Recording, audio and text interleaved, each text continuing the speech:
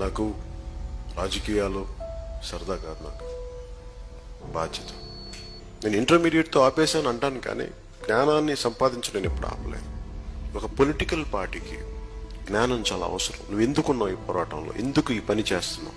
దోపిడీలు చేసేవాడు, దొమ్మిలు చేసేవాడు కూడా ఒక ప్రజాప్రతినిధి అయిపోయి వాడొచ్చి జ్ఞానుల్ని, పండితుల్ని, కష్టపడే వాళ్ళని, రైతుల్ని, వీళ్ళందరినీ అడ్డదారులు తొక్కొచ్చిన ఒకడు వాడు ప్రజాప్రతినిధి అయ్యి వాడు మన జీవితాన్ని, మన తలరాతల్ని రాస్తుంటే వాడి చేతులు మనం మాటినాలంటే నేను అనుకునేవాడిని, వీళ్ళెవరు మనకు చెప్పడానికి నేను ఎలా బతకాలో, వీడికేంటి నేను భయపడేది? నా లోపల నుంచి వచ్చిన ప్రశ్న. చిన్నప్పటి నుంచి వీడు అందరిలా కష్టపడడం, భూమి దున్నడం, చెమటోడ్చడం, కష్టపడి సంపాదించడం, బైరివీలు చేస్తాడు, అడ్డదారులు తొక్కుతాడు, ప్రజాప్రతినిధులు అయిపోతారు, వీళ్ళు వచ్చి మనం ఎలా బతకాలో చెప్తారు, మనం వీళ్ళ గులాంగిరి చేయాలి.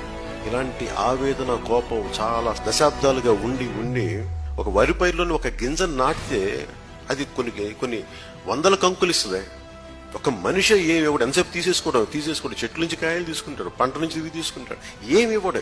నేను అలాంటి వ్యక్తుల్లో సమూహంలో నేను ఒకరిని కాదలుచుకోలేదు. నేను ఇస్తాను. ఎంత తింటాం, ఎన్నిళ్లలో ఉంటాం, ఎన్ని కార్లలో తిరుగుతాం. నేను 1000 కోట్లు సంపాదించే సత్తా లేక కాదు, నేను ఆ దారి ఎంచుకోలేదు, అంతే. నాకు వద్దనుకున్నాను. మనుషుల కష్టాలని, వాళ్ళ కష్టాలను గుర్తించి వాళ్ళ పక్క నిలబడటం తెలిసిన వాళ్ళంత పేరుండి కుండీలు చించుకునే అభిమాన బలం ఉండి కూడా నేను ఎప్పుడు దాన్ని వాడలేదు. నా మీద ఉన్న అభిమానాన్ని నేను వాడితే పవన్ కళ్యాణ్ గుర్తింపు కోసం నేను వాడుకోను, పవన్ కళ్యాణ్ పదవి కోసం వాడుకోను, దేశ నిర్మాణం కోసం వాడతాను. దానికి 2014 తర్వాత ముందు రాష్ట్రం బాగుండాలి, నేను బాగుండాలని కోరుకోవాలి. మా వాళ్ళు బాగుండక రాష్ట్రం, ప్రజలందరూ బాగుండాలి. సర్వే జనో సుఖినో భవంతు. మనం ఏమంటాం, భారతదేశం తాలూకు మూల లక్షణమే సర్వే జనో సుఖినో భవంతు. అందరూ బాగుండాలని కోరుకుంటాం.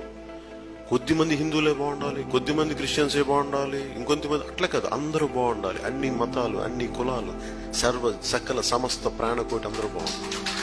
అంత ధర్మంతో నిండిపోయిన నేల. ఇలాంటి నేల నుంచి మనం సారాంశం తీసుకొని ఒకడు బలంగా నిలబడాలంటే ఒక డాక్టరు ఇన్ని సంవత్సరాలు చదివి, ఒక IPS చదవాలంటే ఇంతమంది చదివి